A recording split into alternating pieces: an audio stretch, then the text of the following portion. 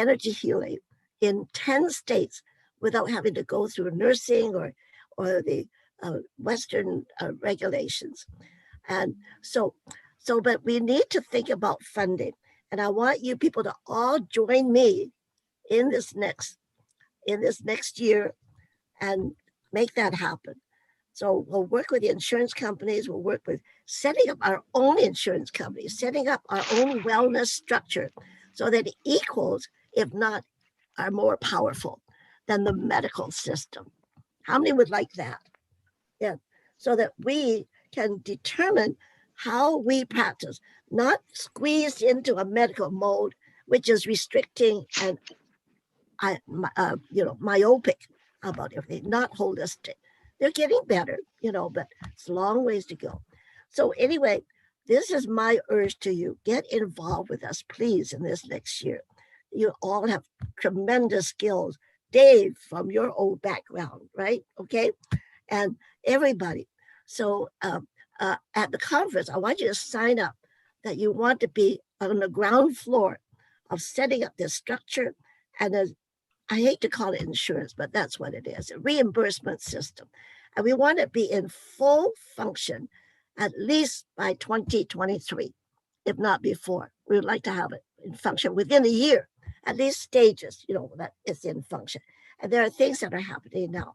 And I want to really, if you don't mind, I'd like to turn this over to Melinda, because she's right in the edge of legislation right now, the present legislation.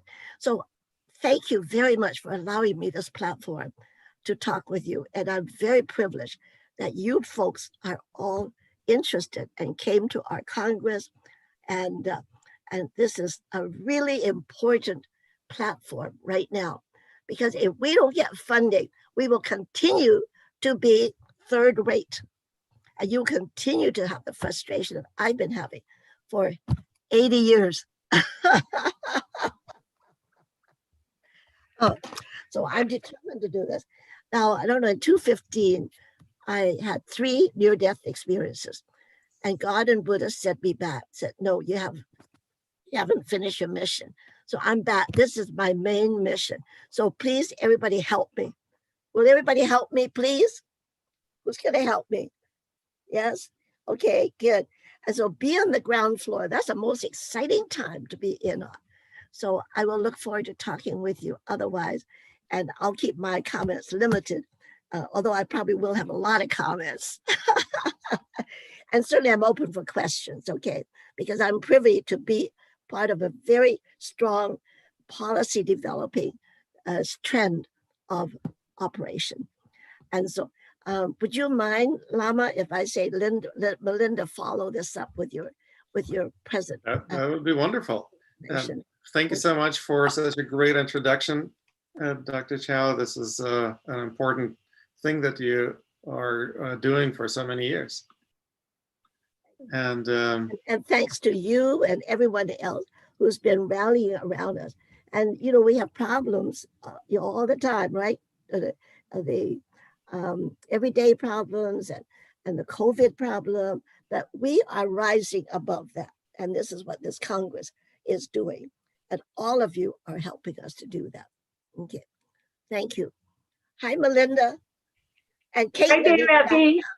And Caitlin in the background, our postdoctorate completion soon. So you're going to be right in with us. Okay. So actually, there are a number of us who have been involved in this process that are on this panel today. Lama, thank you for inviting us to be a part of this process. Dame Effie, thank you for both your wisdom and your support.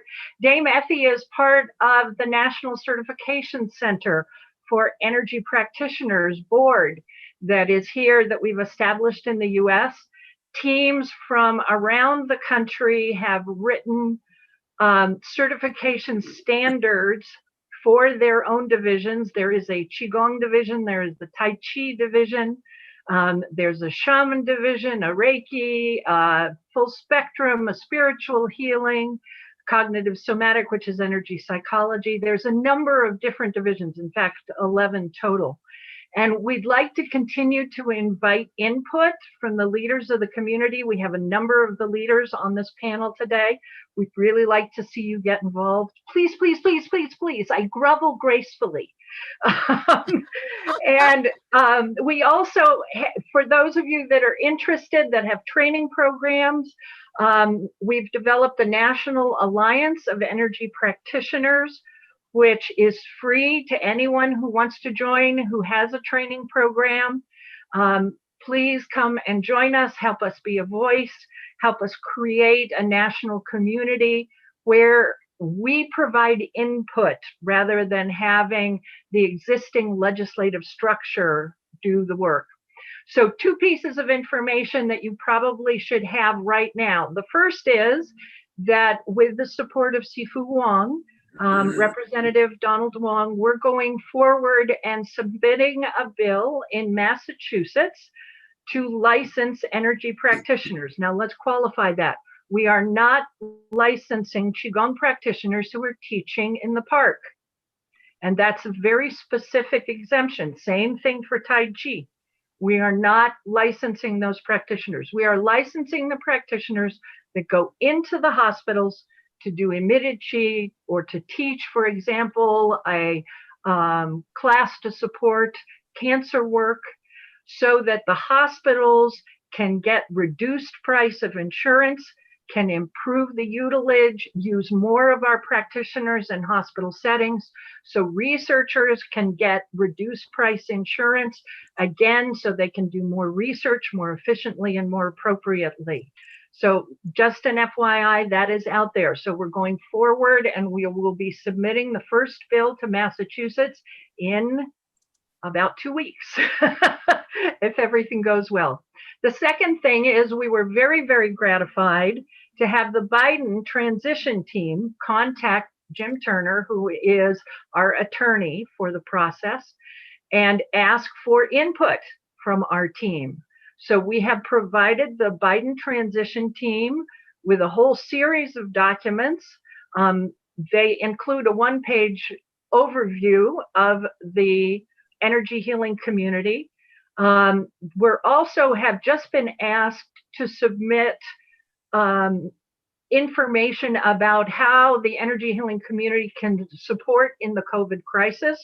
We're actually very excited to be doing that. Those of you that would like to provide input to that document, please feel free to give me an email, Melinda_Connor, CONNOR, @mindspring.com. We would love to have your input. We would love to have you involved in the team. We would love to have students in your schools involved in the teams. This is an opportunity for us to gain visibility and credibility in the COVID crisis and help reduce deaths in this country. So I think that's very, very important. We also provided a series of addendum documents, 5-page documents about various segments of the industry that various experts in the field wrote. I think that was very, very important to the whole team. So Dr. Brian Daly is on the call as well. He's chair of the Certification Center. I'm chair of the Alliance. Caitlin, who is sitting beside me, Dr. Caitlin Connor, is vice chair of the Certification Center. Feel free, I'm going to volunteer both of you for emails. So Caitlin is Caitlin_Connor. And Brian is bdaly@rr.rochester.com. So if you have questions, please get in contact with any one of the 3 of us. We'd like to support the field. What we're doing is we're using our community to define the requirements rather than having politicians or senators' aides or congressional aides write the information that know nothing about our field. When we write the requirements, then they're done right. And we want input from as many members of the community as possible. Right now we have 70 member organizations, and we have had almost 200 people involved in writing the various division requirements. So please give us your input, take a look at what's out on the websites. We also have 16,000 peer-reviewed articles that are available for access, which are out on the website in the bibliographic information. And if you have students that are clinicians and not researchers, we have a master's degree level training program to take a clinician through the process of becoming a competent researcher in this field. It is for free. It is available to every member of the energy healing community for free. And if you have questions, email. We have 28 scientists who have said that they will commit to support developing scientists doing their research work. All right. Thank you, guys. We appreciate having the opportunity to share. Yeah, and I'd like to say that I'm very honored to be on the board of this organization. And if any of you have contact with legislators in your states, please activate them now and interest them, because we will have to get it into every state, 50 states in the nation. I think there's still 50, isn't that right? and also about the COVID, this conference is also a platform to developing integrative health therapies for COVID. For example, Chinese medicine has proven very successful in Wuhan, Hebei, but it's gone under the cover because it's become very political, and politics should not ever be part of health. And so we are very much interested, and if you folks will, we want to push Chinese medicine and the others too, other natural. For example, megadose intravenous vitamin C has been very successful. In Los Angeles, it's a tremendous program. And so I want this platform, our Congress, to start a platform on integrative health care, because 50% of the people will do the vaccine and the other 50 won't, approximately that. So we have a problem. And there's been no emphasis about immune system. It's always wear a mask. Well, this is important. Wear a mask and wash your hands and isolate. That's important, but it's all external. So we have to deal with our internal immune system. Okay. And so I think, Brian, you've been involved with COVID. Is that right, Brian?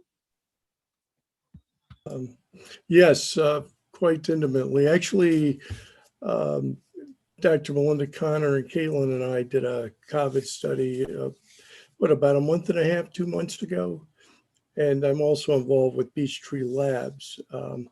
But here in New York, where the first wave came through, everybody stepped up and we all got through it. It took about 6 weeks. There were no deaths in the medical faculty, but some got ill, but got through. But this second wave has been prolonged.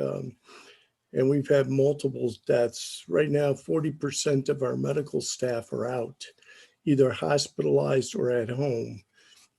So it's been quite devastating. And so adding these energy therapies can only help. It makes a huge difference. You can improve blood counts and help, reduce inflammation, everything that you folks are already practicing and doing. And it's much cheaper and cost effective. That's how usually we find we grab their hearts and minds, is to show not only is it better, but it's less expensive. And in fact, in June or July, we're going to Congress is going to have a COVID-19 concentrate, kind of a total integrative approach. So keep your eyes and ears open for that, okay? And we're working with a lot of other people on this. That is already, what we don't want to set up is a separate clinic. We want to have existing COVID-19 clinics that is struggling. And we want to get Chinese medicine in there like Wuhan did. They brought in 3,000 Chinese doctors and made a difference. They opened the country in 2 months because they brought 3,000 or so of practitioners, Chinese medicine. At first, they weren't getting any results. There's a lot of data on this. And I know Melinda, Caitlin, and Brian, you're going to help gather all these data together. Okay, so thank you very much. Wonderful. Thank you, Melinda, and thank you, Brian, for sharing this wonderful information. It's something that we definitely need to pay attention to because, well, we live in a world where there are pandemics. And with pandemics, the best line of defense is obviously prevention rather than trying to fix the problem once it happens. So this is something that Oriental medicine can and should help us. And if you don't mind, I would like to also invite the founder of National Qigong Association, or at least one of the founders, James McRitchie, who's calling in from England to step in. And perhaps, Jim, would you share with us a little bit of your wisdom and knowledge today? Well, good evening to everybody, which is what it is here in England now. It's, what time is it? 9 o'clock at night. Anyway, there's a bit of a confusion here because I am now in England, but I had a 33-year vacation in Boulder in Colorado. And originally went for 1 year, but something happens when you have children and then other children, and then, you know, you got to grow them up and all the rest of it, you know. So I finally managed to get my way back. It was recently announced by US News and also by National Geographic that Boulder, Colorado was the best place to live in America. So I escaped just in time, got out. One of the relevant things was that I was the founding president of the Acupuncture Association of Colorado. And I went through that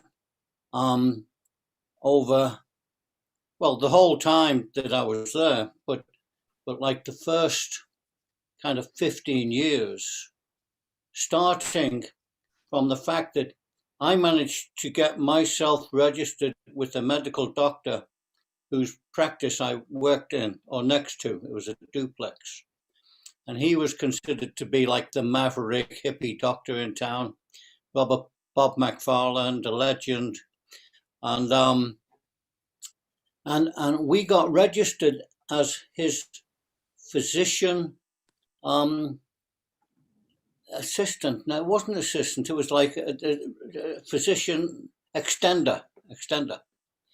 And it was very interesting because we spoke to the people, because I just arrived there. I just went, I'd gotten married. My wife's parents lived there. We went for a year to take a sabbatical.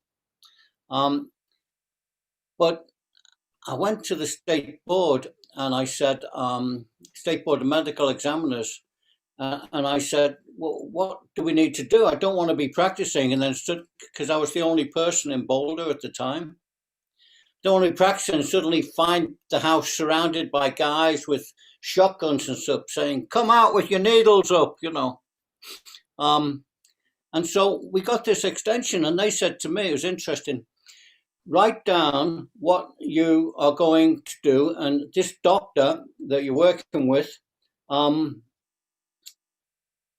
he has to supervise you. So he should be supervising your practice and telling you what to do. And I said, well, okay, that's okay. I mean, he doesn't know anything about acupuncture, but he said, and write it down and sign it. And I said, fine, okay. So we did it and we got it very, very correct and everything else. And we signed it and we didn't give anything to them. We just kept it ourselves. They had no input. They didn't even know what it was. As far as they're concerned, we had this document that covered everything.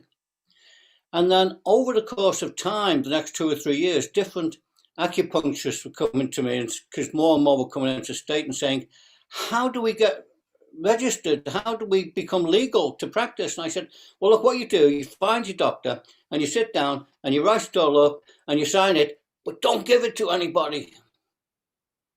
And you'll be legal. And we kept doing that for about 3 years. Suddenly, there was about 60 acupuncturists all legally working in the state. And we'd formed this association. And we went and knocked on the door of the legislature. And some of them were really hard hitting kind of, radicals. And we said, we need to be licensed. Look at, there's all these people, and they were all getting their patients and clients to write to the representatives and the legislatures and the district and everything. We surrounded them. It was like playing a game of Go. They had to recognize us, but we were still having to be supervised by a medical doctor. What I did with Bob was we decided we'd meet every Friday morning for a cup of tea from like 8 o'clock till 9 o'clock. And I'd tell him what I was doing in the other side of the wall of the building that he owned. And I'd tell him what to tell me. And he said, okay. So I'd tell him and he'd tell me. I'd say, thanks very much, Bob. I'll go and do that, you see. And we'd wait till the next week. And I had tea with them every Friday morning for 28 years. You get to know somebody, right? But what happened in the end is that we ended up, they did some kind of licensing thing. I mean, this doesn't happen in England. What you're talking about is the American medical system. Let's just keep that perspective. I'm not even registered with anybody here. I'm doing Qigong acupuncture. I don't use needles. I stop the needles. Everything else is the same except I use these and other people's energy. But they gave us a provisional thing for 3 years, and then they extended another 3 years, and then different waves. We were doing human wave assaults on the legislature, and after about 15 years, we became independent practitioners. We were not supervised by anybody. And so there's now probably, last time I counted, about 1,200 fully independent licensed acupuncturists as first-line medical providers in the state of Colorado. I don't know how that, reflects upon what's happening here, but the long view is this, and I don't have any quotes from any great classics or, anyone said this to me at any point. It's just this, it's probably a Taoist thing. It will work itself out. The Tao will manifest. The short end of the wedge is, the thin end of the wedge is they just start to license and they give you kind of oh, well, you just got to have these requirements and this, that, and the other. And on what it got to in acupuncture was that you had to do, a whole medical training. You got to do all the anatomy and physiology and all of, pharmaceuticals, and it's like they, and the rhetoric is always to protect the public. We are here to protect the public. And on the other hand, all the acupuncturists are saying, we want to get paid. We want what you got. And what they found out in California is once they had, this is just something I heard along the way, once they'd licensed acupuncturists because it was so economical, suddenly they looked a couple of years later and there was as much money being paid out to acupuncturists by the insurance companies because all the acupuncturists went tally-ho and they just upped their prices for everything that they could do.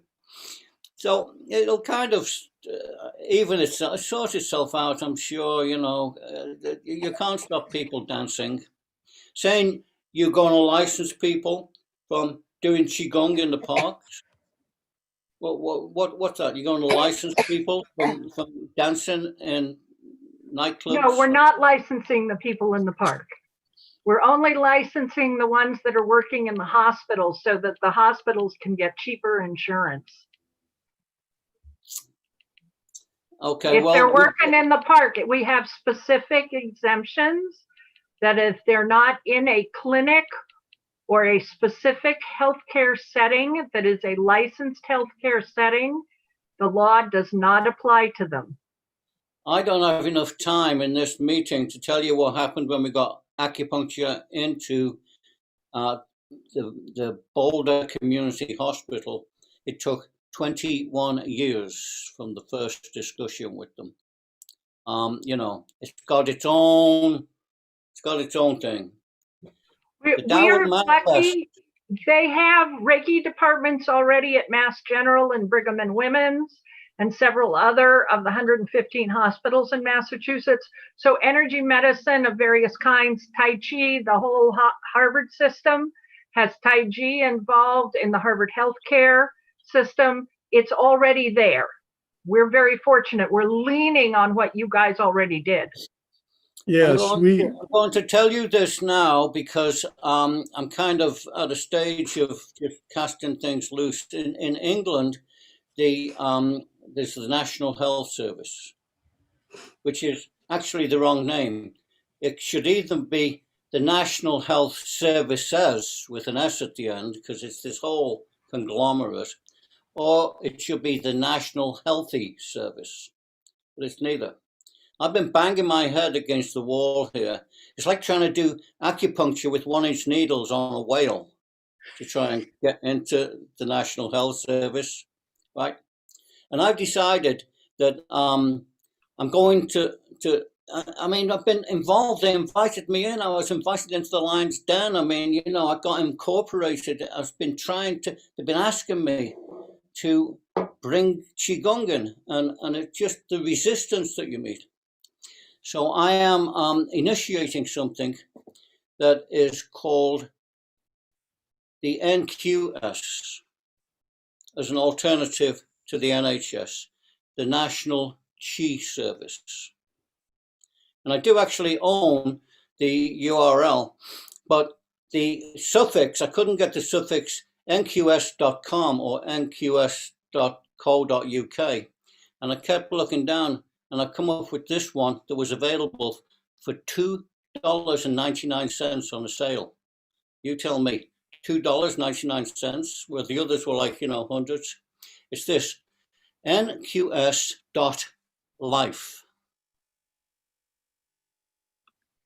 I like that. That is what we're talking about, setting up a wellness structure. And the NIH director have said that this is a sick system, not a health system. And that's been said many years now. And this is why we have to move forward to make it a real health system. So James, thank for you to all your pioneering work. Effie, I want to say thank you very much for introducing me to Roger Yankee, because I came to your conference in 1990 at UC Berkeley, and I got in and it was like 12:30 at night, and I didn't even know I was going. And Ken Sansia kind of found me at the door, and just as they were locking down, and he said, "This is your room." And I walked into the room, and there was a guy I was sharing a room with, and he said, "Hi, I'm Roger." And I said, "Hi, I'm Jim." And Roger and I shook hands in the Great Wall Hotel in Beijing in 1993, and we said, "Hey, let's why don't we put a club together? We'll make a club, an association." And we shook hands and created what became the National Qigong Association. And we sealed it. We sealed it in something even stronger than blood: single malt whiskey. Brilliant. Well, thank you so much, Jim. It's really a great treasure that you did. You came to the United States and you changed the way that Qigong has been taught and practiced in this country. And same happened with Dr. Effie Chow. Came to the United States and changed the way that we practice Qigong. I came to the United States. I changed the way that people practice Qigong as well. So it's kind of like an ongoing theme. So I just want to express from a younger generation appreciation to the elder generation. Thank you guys. You've done an amazing job. We'll just have to carry on. We need the next generation. And Dr. Roger Yanka, please unmute yourself we were just talking about you, and I would love to hear your story, your side of the story, so to speak. Sure. Well, I'll try to be brief, and a humble appreciation to Effie and to Jim. You are icons in the encyclopedia of my world. And to you, Tantrapa, thank you so much for supporting Effie in sustaining the Congress, because it's such a powerful it's such a powerful event, and the possibilities that arise from these events, as Jim was saying a moment ago, we meet people that we may know then for the rest of our lives. So I'm from Ohio. I studied traditional Chinese medicine in Hawaii. I went back home to Ohio, and I went down to the medical board and said, I'm going to be practicing Chinese medicine. Where do I sign? What do I need to do to make that all good? And they said, if we ever find out that you're practicing Chinese medicine in Ohio, we will tar and feather you and drop you off in Kentucky. And so it's a major punishment by Ohio standards. So I went ahead anyway. I was working at an osteopathic clinic. It was excellent, but I eventually moved because of that, and for some other reasons too, I moved to California, which was like a really good move. I love having been born in Ohio, but I love living in California. So I'll just comment, besides just recognizing Jim for the collaboration of helping to create the National Qigong Association.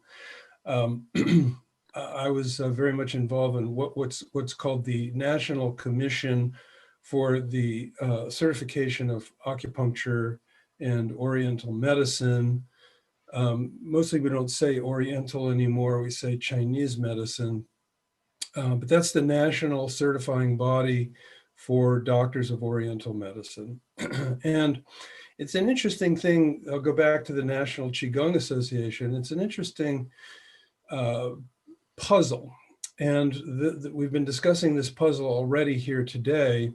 And that is the whole question of what kind of positive things happen when you start to try to have an influence on legislation. And there are many positive things, of course, and one of those that we dream about is the whole idea of reimbursement and so forth. But I'll tell you very briefly the story about taking insurance as a doctor of Oriental medicine or Chinese medicine.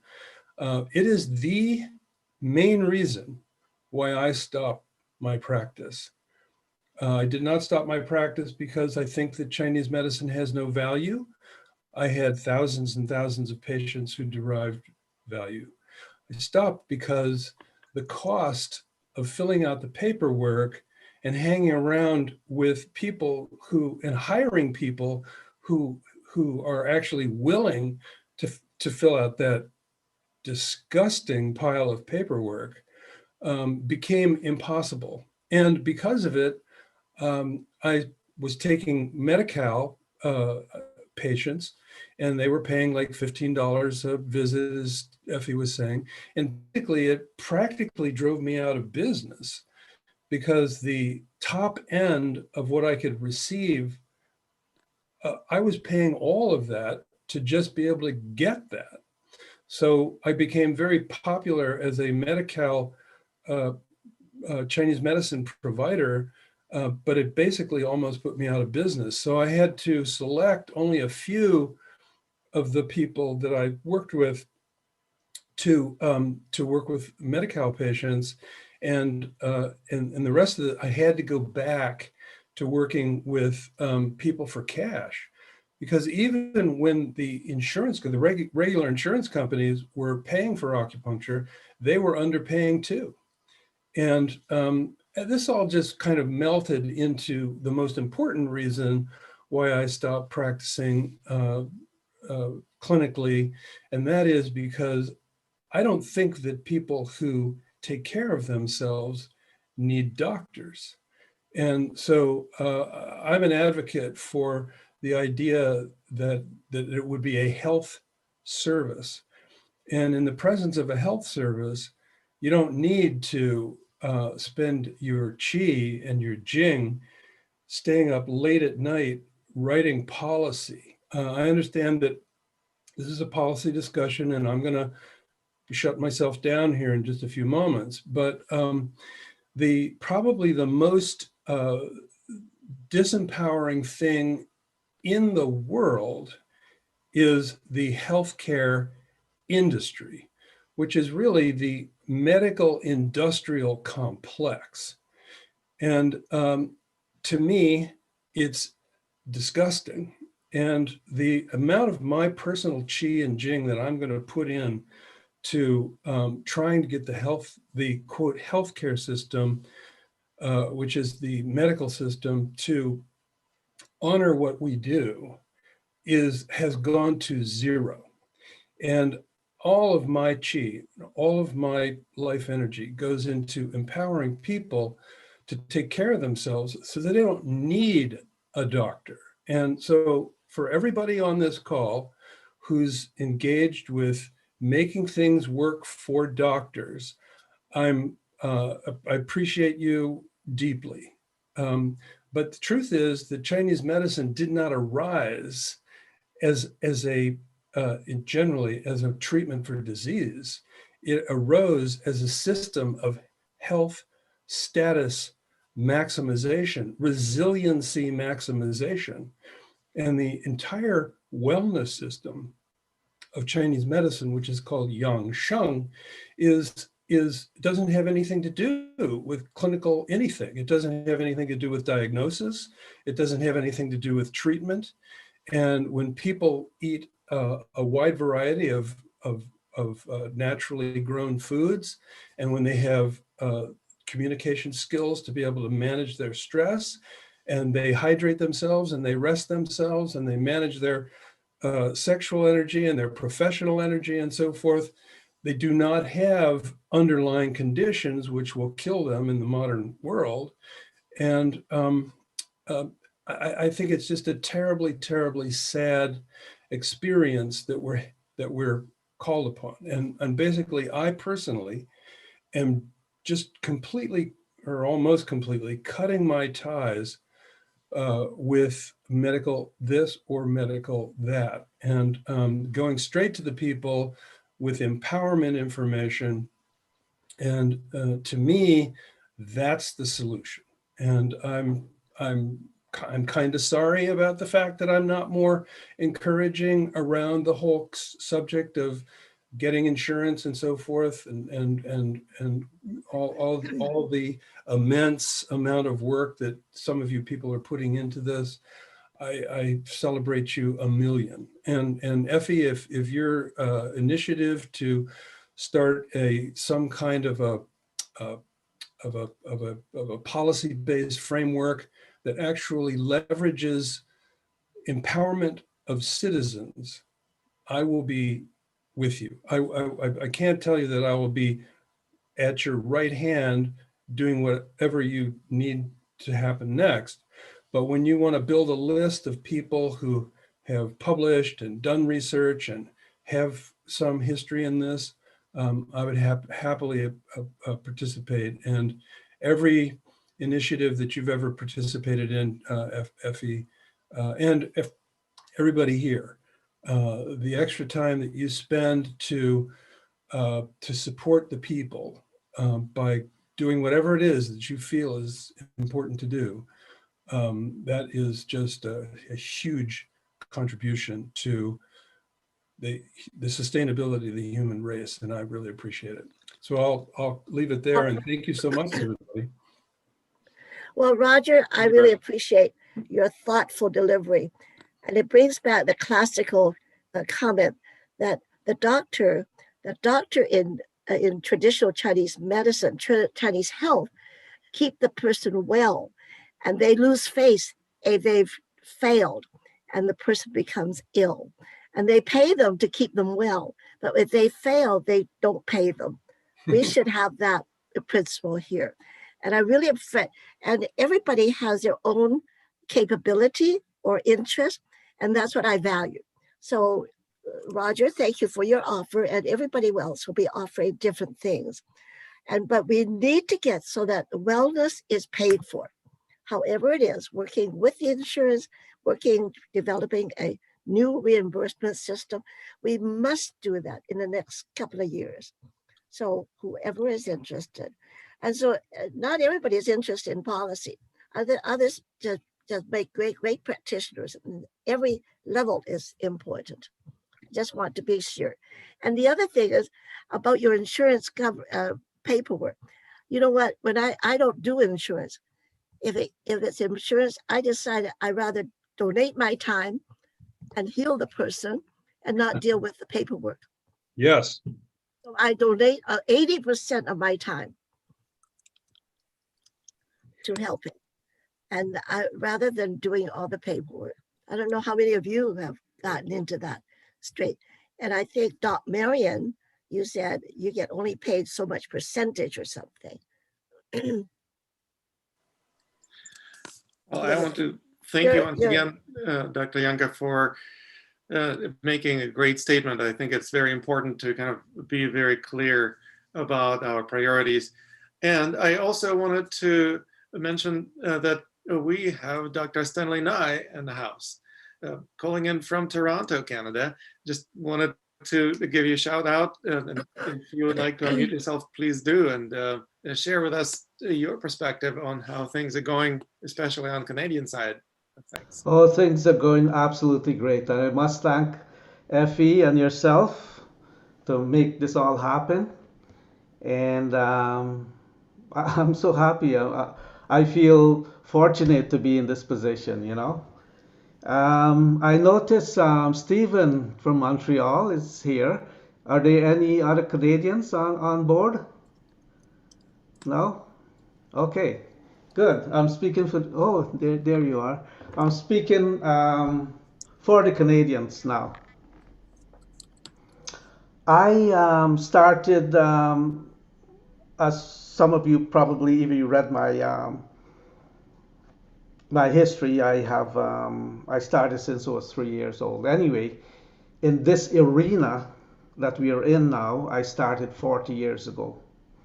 And I started having meetings with MDs and officials from the government 35 years ago. So I've been around for a little while. I've been an acupuncturist for over 40 years. And I quit 2 years ago. My son is still an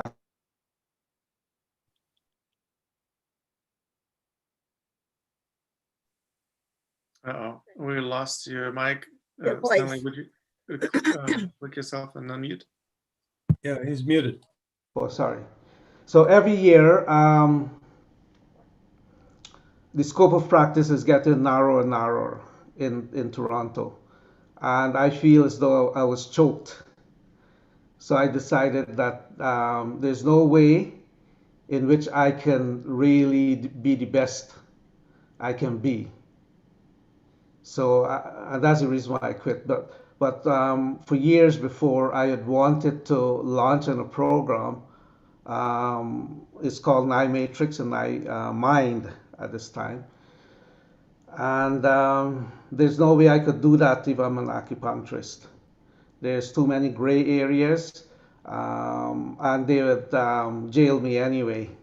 So I decided to quit and leave my son in as an acupuncturist. So you'll probably, my workshop coming up, I'll be speaking about those specific techniques. And I don't like to talk about this, but I'm going to lead you into a little secret, okay? It's actually based on DIMAC technique, for those who knows what DIMAC is. If you don't know, don't worry about it. You can actually see it. But this DIMAC technique is to help people. With a single touch, I can remove pain. Yes, yes, Gary. With a single touch, I can remove pain in any part of your body. I can touch a head, for instance, I'll remove pain from a foot, and vice versa. It's actually instantaneous. Okay. Also, a second part is called Mind, which can do extraordinary stuff with your mind. And I'm going to touch on that again on my program, my workshop on Friday. Anyway, coming back to what it is in Canada in terms of legislation and da-da-da, right? Right. All the official policies. I joined a program, and Dr. Effie Chow knows this, and we've been together with what's her name again?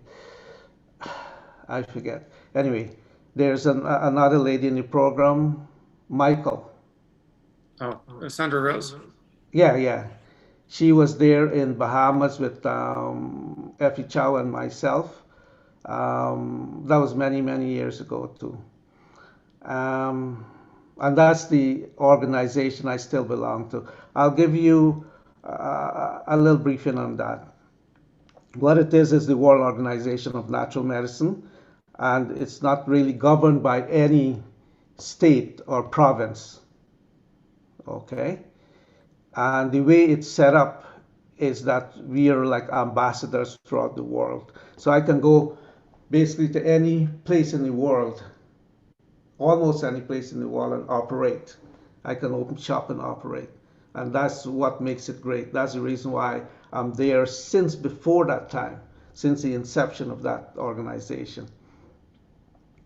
What it is for insurance purposes, we brought up several notes on insurance. The insurance covers it. Dr. Troy Bennett is my student, and also Dr. Chow's student also. He doesn't even have to, we actually don't fill any forms out. All we have to do is give them the bill, the patients the bill, and they submit it and get money for it. Okay? And that's what we do in Canada. It's so simple. It doesn't make a difference for us if you claim in insurance or if you don't, if you pay out of your pocket. It doesn't matter because I'm just giving you one single bill. Okay? And you can do whatever you want to do with it. And that's how in Canada. So who at this moment in time wants to move to Canada? Anybody? Put your hands up. So, okay. From Canada. So, okay, Gary. So that's what we do. Okay, in Canada, it's actually simple. And before acupuncture was legislated in Canada, guess what? The insurance was the same, right? We actually had coverage throughout, even before. So when the legislation came and acupuncturists were licensed, and I was licensed, okay, it didn't make a difference in terms of claims. Absolutely none. So to me, it's just a waste of time being legislated. Okay, because it didn't increase my pay or anything like that. It doesn't make a difference in any way at all. In Qigong now, I was asked many years ago by several leaders in that industry, okay, in our industry, to actually try to legislate this. And I actually did turn it down many times. I was actually literally asked 3 times, 3 different years, because people have seen me around and decided that, hey, I'm the one that those guys selected. And I refused every time. So I'm still here. I have formed associations and different things over the years, but I never wanted to be government legislated. Okay, legislation has to do with law. So that's the reason why I stick with the World Organization of Natural Medicine. They also have a certification board, okay, which is the Board of Integrative Medicine. So it's a certified college, okay. Just everything is the same except there's no license. What we do, so if the insurance says, "Are you certified?" Yes, I am. Do you belong to a certification board? Yes. You can call the board and find out if I'm a member of the board or not. So everything is exactly the same, except there's no law that actually choking me. Okay? Excellent. And so I really like what Dr. Sheila is doing here, and I stick by her. And I'm really an executive within the organization now. And so is Dr. Effie Chow. You are. Okay. So Dr. Chow and myself talk about this over the years. And you know, when you're trying to do something new, right? You should see like what's Melinda was saying. Don't try to start from scratch. You look at a platform and you try to mimic that platform as much as you can, right?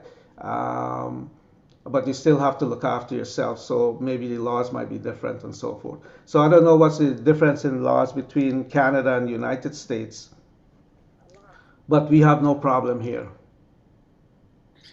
That's good to Okay. know. I guess some people will be ready to move to Canada soon. So Yeah. thank you for that suggestion, Stanley. Yeah. And I really appreciate you pointing it out that um, practicing medicine or practicing healing, even more importantly, is so much outside of the purview of most of the governmental organizations. They have really little to say or little knowledge that they can exercise or no understanding of how and why we practice. So it's really interesting to have this discussion. And of course, I would love to ask Gary Kleiman to chime in. Gary, I'm sure you have a few ideas and words that you would share with us. A few, yes. I'm a Jing practitioner, and I've been using my Tai Chi Jing on my patients ever since I opened my school in 79, but I was already treating people for 2-3 years before that. In 1985, I got arrested for practicing medicine without a license on Channel 7 Eyewitness News because I was like the pioneer of holistic health in Chicago. I mean, I was friends with Robert Mendelsohn, but he was an MD. And I was friends with other people, but my acupuncture teacher got chased out of New Orleans in the 60s and moved to Chicago. And my Taekwondo teacher, after 3 weeks of sitting in his waiting room for 8 hours, introduced us to my acupuncture teacher. But by that time, I was already doing acupuncture because my Tai Chi master brought some guy in from Shanghai. So there was no license or anything. And I was way over the edge, obviously. I was doing as much television as I could get. I was doing radio shows as often as I could get them. And, you know, at some point, they realized that they had to shut us up. So they busted Jake Fratkin, who's famous. They busted a handful of other people that got me on television. So I snuck around for 10 years until I was approached because it was time for us to get acupuncture license in Illinois. And when I went to the first meeting, it had 4 people. And I said, what's going on here? And they said, yeah, we need your help. I said, okay, give me your list and get out of the way. So because of my aggressive personality, I called the list, and the next meeting had 40 people, and they all wanted to beat the crap out of the guy that left that message on their voicemail, but it worked. And I did it second month, and then I got told, stop calling, we can't take the complaining. So I stopped calling, and it went back to 4 people again. So I got a phone call that said, okay, go ahead.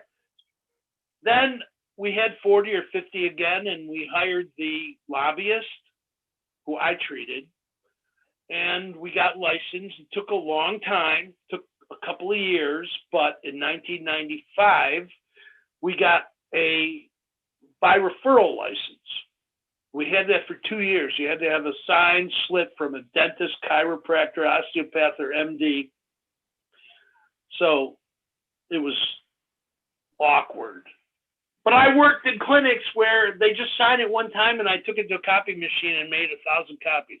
So I got smart. But after 2 years of that, the Illinois State Medical Society decided, oh, it's too risky for us to be tied to all these acupuncturists. So they wanted us to have a standalone license, and we got it.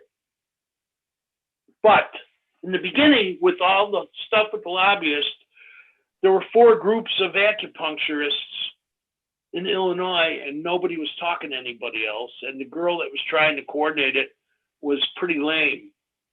So I bullied my way in, took over, and forced everybody onto an 800 number phone call that lasted hour after hour after hour. And then everybody got connected. And that's how we were able to hire the lobbyist and pull it off. But I got hired last year to work in a chiropractic clinic because I could treat all the people that had acupuncture on their Blue Cross Blue Shield policies. So I'm treating, they're sending me all these people, 3, 4 new ones a day, 3, 4 new ones a day, all this stuff. Everybody's getting better. Everybody's feeling better. But none of them had acupuncture on their Blue Cross Blue Shield. So I worked for free. It was terrible. But I had the office for free. So I didn't care. It was a great office, great space, friendly. They respected me. The owner said, why don't you just call yourself a chiropractor? I said, I think that's a problem. Anyway, so I treat people using my internal power. I don't just put needles in people and leave the room and go look at my wristwatch for 45 minutes. Most of the time when I put a needle in somebody, it's in for 2 or 3 minutes. I do mostly tonification, very rarely sedation unless it's brand new car accident. Most people see me one time. Thank God I'm famous enough that people come to see me from all over the place.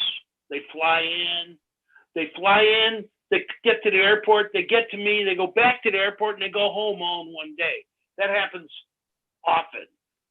And because I use my Jing on everybody, I mean, they can't get treatments like that anywhere because nobody has Tai Chi Jing. I'm not talking about Jing from TCM, which means when your Jing is gone, all of a sudden you die because you're depleted. I'm not talking about that. I'm talking about the cultivated internal vibration that I pass through needles, I pass through my hands, I pass through a toy that I invented for treating. It's like a Tai Chi, but it's mine. And, you know, I treat people. And I've been treating people since the 70s. And in the 70s, we had to sneak around. So my website has everything on it. Qigong.com, spelled the Taiwan way, Chikung. When I could have gotten Qigong, but because my Tai Chi master was from Taiwan, I never used that spelling ever. I never even saw that spelling because that was communist China. So I went with Qigong.com and I've had it since '94. And I'm happy. I treat people. They find me. Wow, where have you been hiding? What do you mean hiding? Hiding? I don't hide. And I teach temple style Tai Chi, Qigong, Neigong. I made DVD programs. I wrote the Qigong Bible. I wrote the Neigong Bible. This one has all the practices from the entire Tai Chi system in it. That I'm the inheritor of temple style Tai Chi, the only one in my generation. Everybody else never got good or quit or died. And you know, it's about cultivating Jing, period. It's not about the moves. It's not about being soft. It's not about being, you know, easy. Temple style Tai Chi is very difficult. But learning Qigong from me, the way I teach it, Tidal Wave Qigong, which is on DVD or now email download, only takes 3 hours to learn. And then you do the half-hour daily practice routine, and it's never going to get harder or different, or I'm never going to come up with a better one, because I came up with this in 83. And then in 99, I created Mind Light Neigong, my Neigong program, where I took all the internal practices from the entire Tai Chi system and organized it and named it. I wasn't even given names on all this stuff. And, you know, it's awesome. You practice every day. You don't worry about getting sick. Yeah, well, that's totally true. That's the key to wellness. You have to practice. Nobody is going to get well for you if you don't do it yourself. So that's definitely the crucial part of our whole system. And that's something that insurance may or may not help with, because insurance is not going to pay you for practicing on yourself. I was told, you know, going to the doctor was the last of 5 levels of medicine. It was all this other stuff first and going to the doctor last. Well, I keep people healthy, but they don't see me. I fix them in one visit. They don't see me week after week. Every time I try to apply for an acupuncture job, all they want is someone that'll stick needles in people week after week after. That's not what happens. When I treat somebody, they change. They change right in front of me. Then they bring me their family and their friends, but they change right away. You know, it's not just back pain.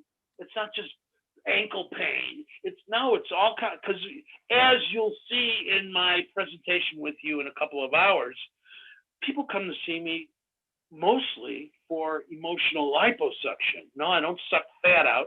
I suck abandonment, anger, rage, and bitterness out of people. If you're living with bitterness, you can't live that way. It's terrible. Everybody, 100% of the population has anger and rage. I suck it out. What do I use? My finger. Bitterness is self-hatred. People think they have fear. I haven't seen fear in 8 years. It's not fear. It's everybody has the big 4: abandonment, anger, rage, and bitterness. Maybe once in a while I'll see guilt, once in a while I'll see anguish, once in a while I'll see sorrow, but not usually. It's always those 4.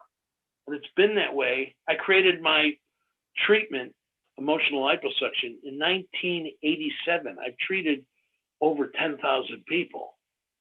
And it's one time. They fly in, they get treated, they go home. You know, it's hard to build a business that way because they're not coming back. You know, when I was an acupuncture student, everybody was treating everybody twice a week. You know, in the old days, I was treating people. They were buying a 10-pack, and then I had to figure out what to do after the second or third treatment. Now, I just charge $250 a pop. They come in, they're happy. They know what they're going to pay. They're not going to be going week after week after week. They see me, they go home, and they're done. You know, can I treat stroke that way? No. Of course, there's certain conditions that require visits, but most don't. And people don't come to me. They don't even know that they're mad, that they're anger-driven, that they're rage-driven, that bitterness, that every bad decision they ever made in their whole life was because they had bitterness inside. I suck it out like a vacuum cleaner. It feels, to me, it feels like the balloon at the ostrich neck, the giraffe neck balloon at the kids' birthday party. I suck that stuff out of people as I'm extracting it from them, because I'm using my Jing. They feel it leave. And at some point, it's over. And then it's in me. Then I get rid of it. Now, we talked about some other things that you'll see in a few hours. Sometimes people come when it's way more serious. I don't want to talk about that here. It's too freaky. But so you don't just suck out the helium out of the party balloon. you also get rid of it somehow. Otherwise, you'll be like, you sound like a chipmunk. Well, yeah, I just put my hands in cold running water and blow it out. I suck it out of them. I put it in. Where does it go from there? I don't care. I did have somebody go, well, aren't you worried it'll go to Joliet? No, I'm not worried it'll go to Joliet. I suck it out of, and I've done it thousands and thousands of times. Sometimes they don't even know why they have anger and rage and bitterness and abandonment. Abandonment always feels like disappointment. So if somebody's bummed out and they don't even know why, they get emotional liposuction treatment. I suck the stuff out of people and it's over. They get up and the first thing they say is, I feel light. Well, yeah. How do you live with that? Everybody does. They all live with it. They're all unhappy.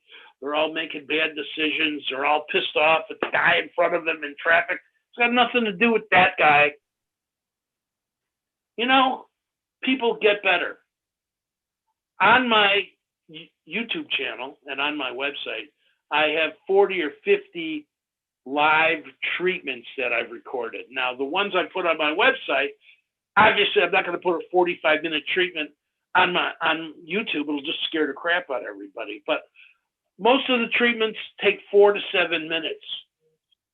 So yeah, it's rough. They growl, they screech, they scream. I stick a washcloth in their mouth so I don't get a staph infection. And what happens is it's over. They get up and they go, wow, I thought it would be worse. How much worse could it be? The good part is it's only for 4, 5, 6, 7 minutes.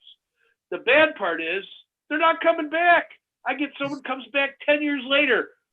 They call me up and they go, yeah, you treated me 10 years ago. You treated me 15 years ago.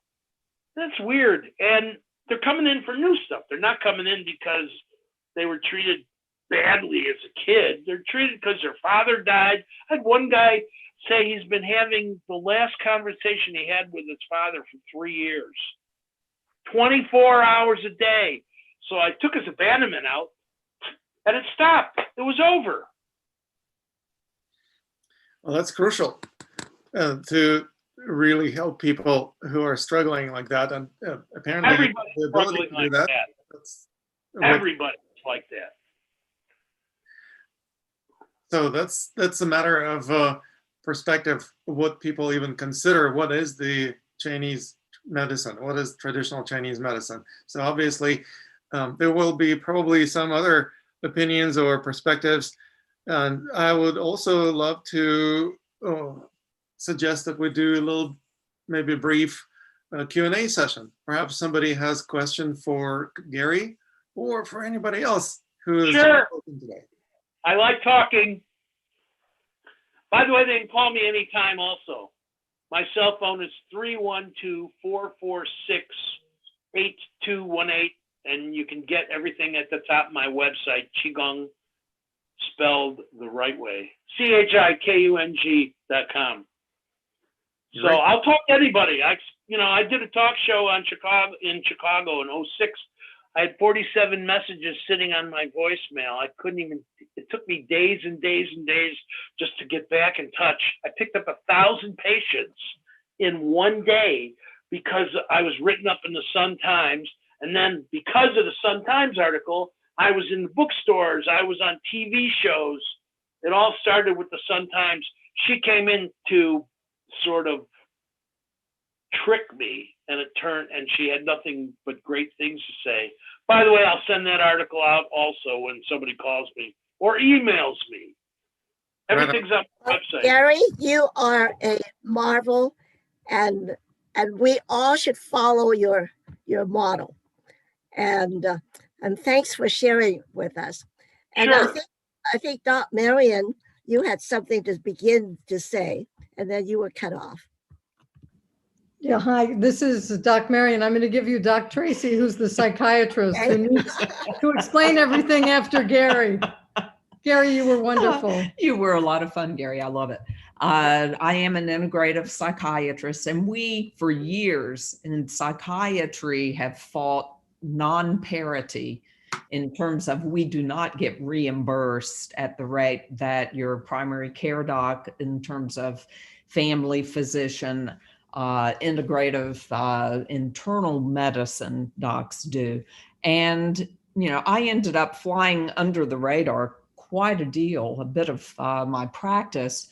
I've been in practice since 1994, and I'm in North Carolina.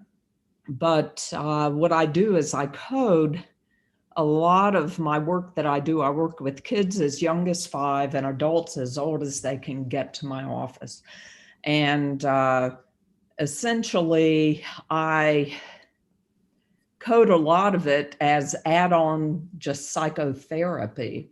I do Qigong, I do vibrational medicine, work with kids and adults, helping them understand breathing and letting go of all of those emotions. I don't do a liposuction emotionally, but I teach people pretty quickly how to let go of their own anger, guilt, shame, abandonment, so that my evil plan is to make it so they don't come back to me. And I work with people pretty quickly. I do think that Melinda Connor, I think you're on track with this idea of looking at certifying people, because the medical board, certainly here in the South and North Carolina, will eat you up pretty quickly if they think that you're doing something that they don't recognize as well. I have, while my 3 children were going through college, and my last just graduated, huzzah, I whittled down my practice to 2 12-hour days and began to work at the state hospital, working with the chronic, severely persistent mentally ill.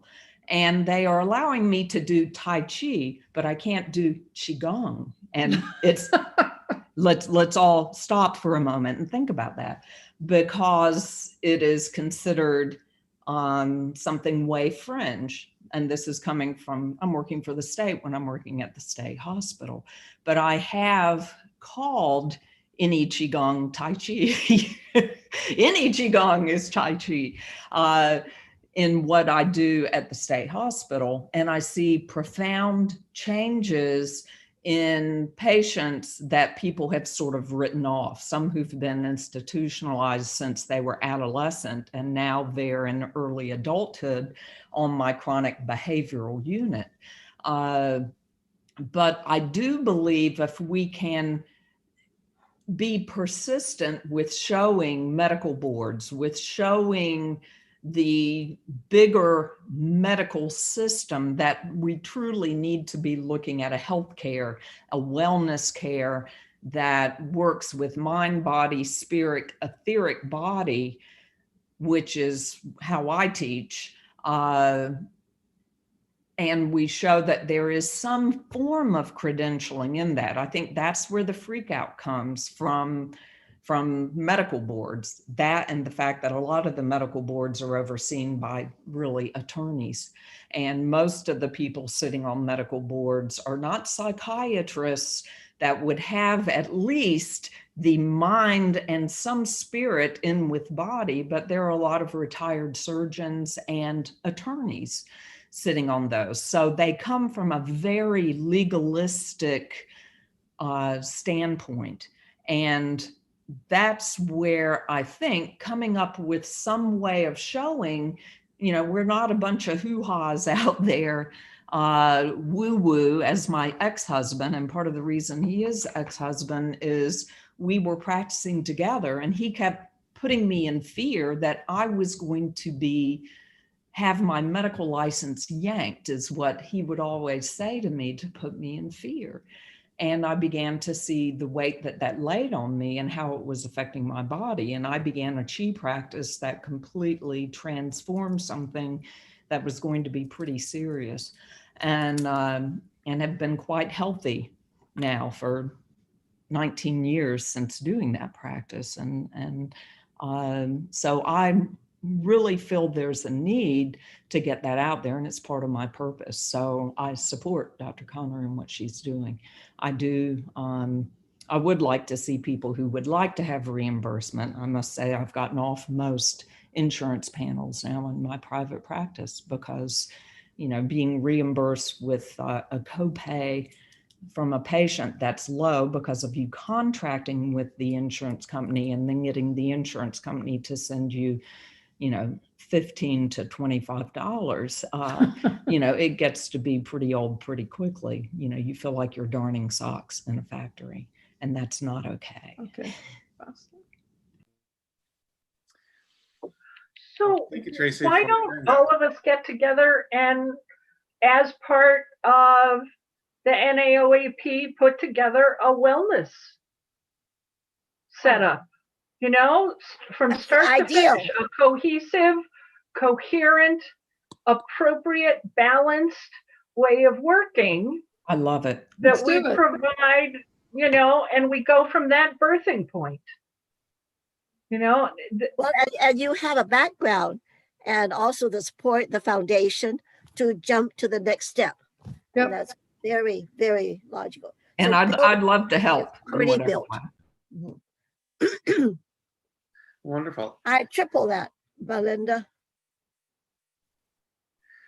Well, if there are any questions from anyone who's participating that would like to chime in or get back to any of the speakers who just spoke, please unmute yourself and feel free to say what you would like to say or ask whatever you'd like to The ask. others that haven't spoken. Right. Mari, Marcia, Albertina. Albertina, go ahead. Okay, so I'm extremely grateful for Denis Fruiki, who invited me to join the Congress. And I'm very happy to hear that you're tuning to what I think we should highlight health first. And I have here a wonderful example how you can keep health just because you know health comes first, like that. So thank you so much. Yeah. Good. I wanted to just share a couple of thoughts from the what is it to be in the general public trying to use this system point of view. Just a few things that tie into all we're talking about.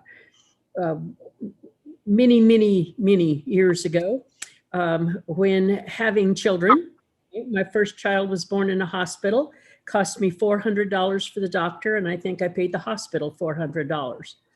Or maybe I didn't pay, but that's what I was billed. And then my second child was born at home. It cost me 38 cents. That's what covered a ball of twine, of which I used about that much to tie his umbilical cord. I don't know what happened to the rest of the ball of twine. My third child was born at home. I mean, was born in a hospital setting, and I couldn't get a midwife at that time, the place I was living. And it was billed to Medicaid, and they billed something close to $6,000 to Medicaid. I have no idea how much was paid or any of that process.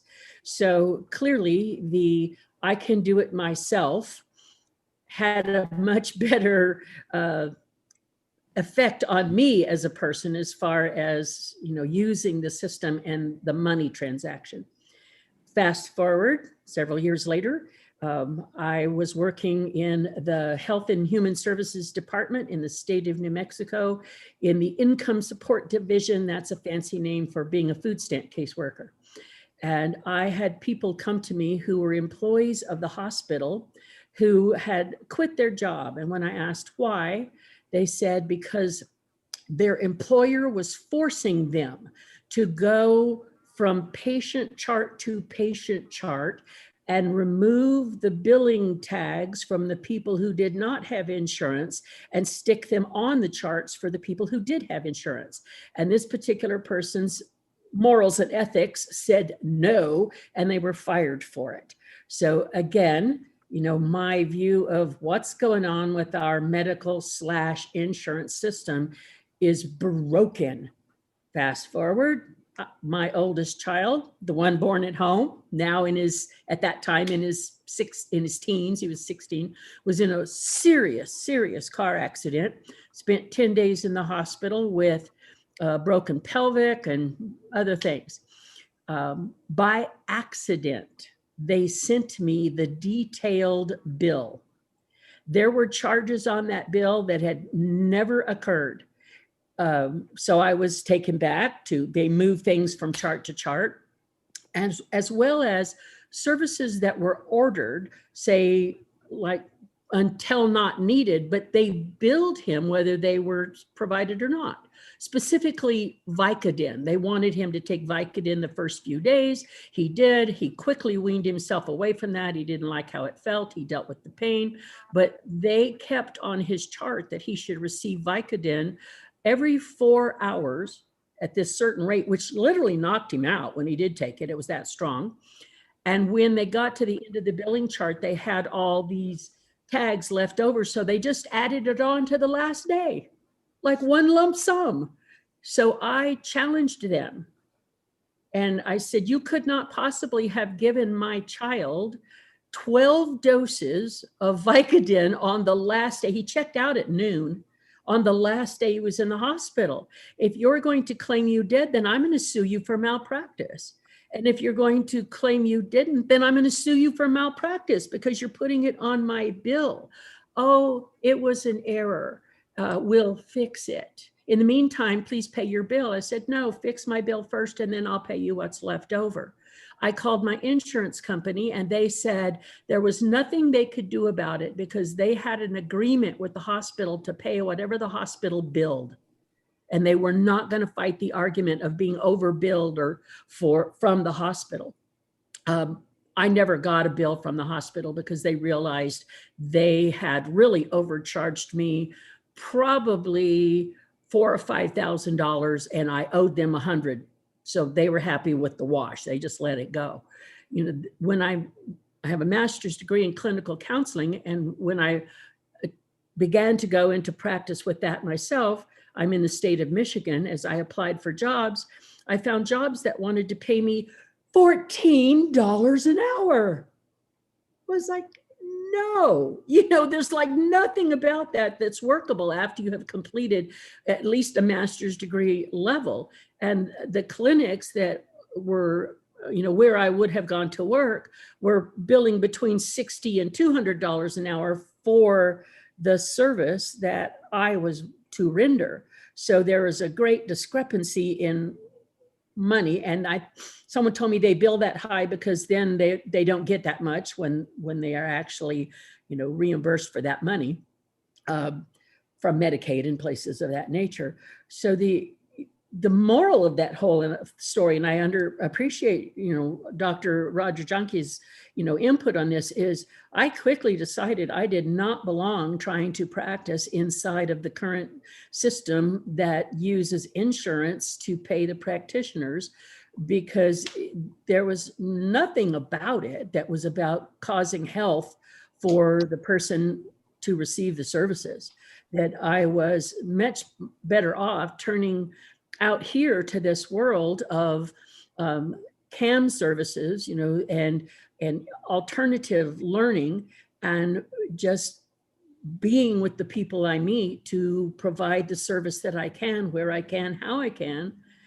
I love the idea of being certified and tested and recognized by people of that same family, of practitioners. But I don't relish having to do the paperwork mountain and fighting for what my value is inside of that system. So as was suggested, I think we should just create our own system, and to heck with trying to get the current insurance, God, the word is like rape, that they go through. I'm sorry, that's harsh, but to honor what is being done. Every one of us knows that we have something phenomenal to offer and should not have to. I loved what Roger said, if you would say it again, democratize myself to them to have the right to use the gifts that I have to service the people around me. So long story, I'm sure the general public has the same horrendous experiences. Let's outdo that. Let's outdo it. I'm sure we'll figure out how to outdo what has been done. So thank you so much, Marcia, for sharing the story and your perspective. Thank you very much, Marcia. You brought up a very important point. This is why I said I didn't like the term insurance, and that we need to talk about a different reimbursement system, whereas it takes the whole person into concept, and that we don't have a pile of paperwork like Dr. Ngai said. In Canada, they don't, and with World Organization Natural Medicine, they don't have paperwork. It's just a bill, one page. And that's what we need to work on. And it suits the people that we're serving, not the medical. This is why I said we have to have a separate system, not be stuck into a medical system. It's time we stand alone, on our own 2 feet, or however many feet you have. Okay, so thanks, Marcia, for bringing that up, because that's a very important thing. And this is why I don't like to use the term insurance, because it has its negative, very negative connotations. Well, let's use the word health assurance. How about that? What? Let's call it the health assurance system. Yeah, right. Okay. Well, it's a good, we're open to all kinds of suggestions. Health assurance. Is that Maury? Yes, Excuse hi. me, can I ask a question? Maury. Excuse me. I was curious if I could ask a question. I don't mean to interrupt. Go ahead. It might be for Dr. Connor. My name's Ed Montgomery. I'm a licensed massotherapist. I was invited to the group by Gary Kleiman. And it sounds admirable what you're doing, being a longtime Tai Chi and Qigong practitioner. I was curious, when you're trying to spearhead an organization like you're doing, you guys are talking so far down the road. I'm curious to, like, even in chiropractic, massage therapy, any kind of medical model, when you're starting out, there's always a basis of knowledge that you have to obtain to take the next step forward. Instead of having multiple people with multiple modalities and talents, just trying to implement that, in my eyes, maybe to add more credibility, is there a base knowledge that has to be obtained, school-wise, style-wise, so it creates more credibility to the doctors, the medical community, everything, instead of a mishmash. I study this style of Qigong or this style of Tai Chi, which they have no clue, what we're talking about anyway. So I was just curious, in order to build more credibility, if there was a base style in Qigong or Tai Chi that would be required by everybody, so there's a unity of knowledge and it could be built off of that. Ed, the unity of knowledge is actually the ethics test, the standards of practice test, and the division requirements that were created for the community by the community. So, for example, full spectrum healing has different division requirements than Qigong, has different division requirements than spiritual healing, has different requirements than cognitive somatic work, has different requirements than shamanism. And the cohesion came, we felt, the best from the ethics and the standards of practice, which are a level of professionalism. Instead of saying one form of Qigong was better than another and one form of Tai Chi was better than another. They're not. Each one is unique, each one is valuable, and each human is a work of art. So we did not want to limit the form and say this one works for everyone. That's not appropriate. We're a multi-artistic form of species, and we need to have multiple pathways in order to cherish the people that we're working with. So, as I said, we did it from the point of view of the ethics and the standards of practice instead. And then within the division requirements, some divisions asked for Eastern anatomy and physiology. Some divisions asked for no anatomy and physiology at all. Some divisions asked for an empirical test, and we actually do now have an empirical test that practitioners can take if they choose. And we've also provided an option where practitioners can have a senior set of practitioners evaluate their work rather than have an empirical test if they don't feel that's appropriate. Within the Qigong pathway, we have a lineage pathway, we have a spiritual pathway, and then we have a clinical Qigong pathway. So that there are actually 3 pathways that honor the various traditions of how people build their skills in order, again, to cherish what was best in each community and would bring balance to the form we hoped, so that we don't isolate and lock people out. All of the division requirements are listed on the Certification Center website, nccoep.org, if you'd like to go take a look. If you look at the application page for your particular division or for the division that you're interested in, or any other division that you might be interested in, we've talked to lots of people who are trained across many sections. You can see what's there and make your choices accordingly. So certification is the birthing place, and we actually patterned it after the National Certification for Acupuncture and Oriental Medicine. That was our guiding principle in that process. Licensure is a different issue, and I'm happy to take that, offline to another Zoom call if folks would like to do that, because I know we're ending here now. But the licensure came about as we started to get more and more educated. It also came as a request from the Obama administration and then the Trump administration. We don't know how the Biden administration is going to stand, but it came as a response to a lot of issues that the energy medicine community as a whole didn't know anything about. And we were being used. So there's lots more to what's going on, and I'm happy to share that at another time and place. I hope that helps Ed understand better the thought process behind what we were doing. Yeah, appreciate it. Thank you very much. Yeah, Gary, you had a thought. Look, there won't be a Biden administration. America is not ready for communism. Well, thanks for your point. I want to thank everybody for this wonderful, wonderful discussion. And it's just a beginning. So I hope we can carry this on through not only the conference, but through the years, and we will keep progressing. And I want to thank everybody here for all your pioneering work, because that's what you are.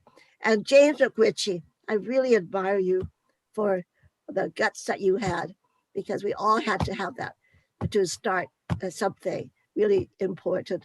And each one of you, I want to express my sincere thanks, and that many of you have been with me for 20, 30 years. This is really terrific. And I hope 30 years from now, we'll say, oh, hey,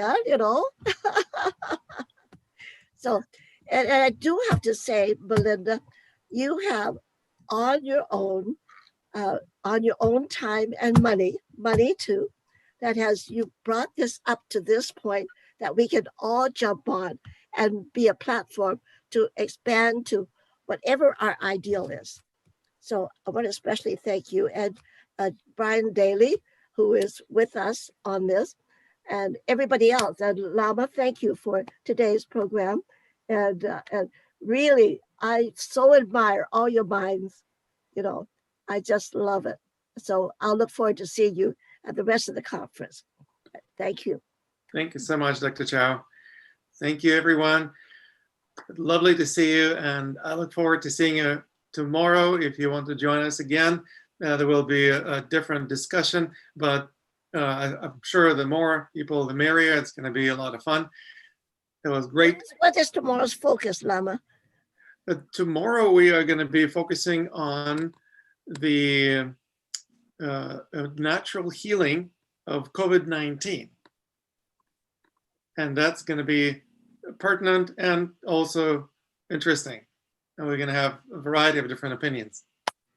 If I could jump in and say one thing in line with what came out of today, if we could somehow collectively plan on, like, in 30 days after this event or something like that, doing some kind of a large scale event where we're all broadcasting at once to, help people desensitize to this virus energy, I think maybe we could get out there and, like, make a statement. And I'd be willing to participate with some other people along that wellness care direction. Maury, you just brought up what I plan to do, in about a month's time. Okay. So that's really good.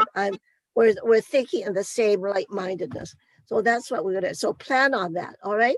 And Maury, if you want to help with us to plan too, we'd welcome anybody. So we will talk about a month's time. Add me to an email, something like that. Maureen, you can also email me. I will connect you with Dr. Chow. Okay, that'd be great. Thank you. Sure. Thank you. Big hugs, everybody. Big hugs. Hug yourself. And I love me. Oh, say, I love me. And I love you. I love you. You and the world. And the universe. Okay. Universe. Excellent. Thank you so much. I will look forward to seeing you again. And we are off to James McRitchie's presentation.